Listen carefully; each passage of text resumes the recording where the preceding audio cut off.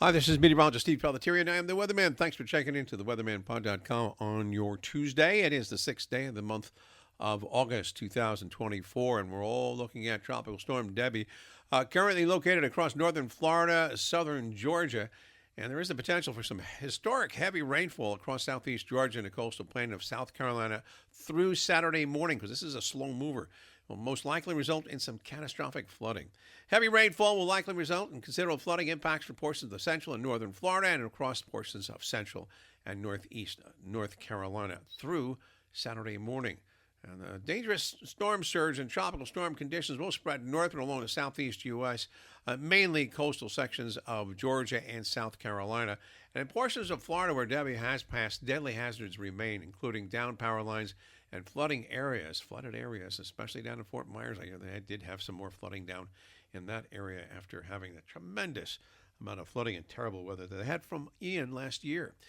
But elsewhere across the nation, by Tuesday afternoon, a stationary front will lie from central New Jersey across into northern Maryland, northern West Virginia, and southwestern Pennsylvania. The front then extends into Ohio and Indiana. There is a high pressure trying to build south from the central and northern plain states, and then it'll eventually head to the east. But looks like Tropical Storm Debbie will be located right over Savannah by about 8 p.m.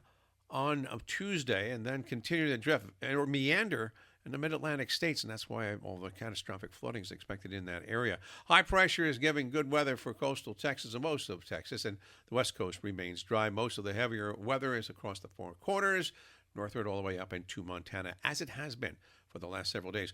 But because of that stationary front across the northeast corridor, looks from D.C. up to the Boston area, overcast and rainy weather, strictly IFR conditions, and most likely flight delays into the New York, Newark area expected for later on Tuesday night, and Wednesday morning.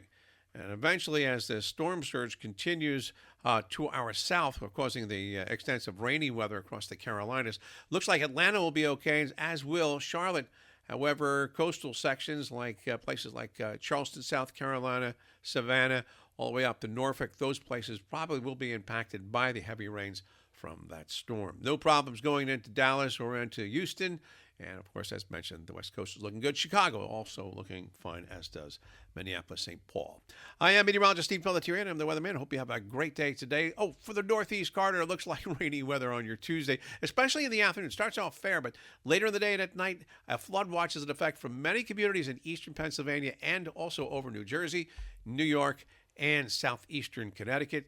That will continue into Wednesday under cloudy weather. Temperatures not as warm as they have been, only in the upper 70s on Wednesday. Actually, highs in the 85 to 90 range on Tuesday, but then cooling back into the 70s on Wednesday and Thursday, with the threat of rain continuing across the Northeast. So some overcast and wet weather for the eastern seaboard next several days.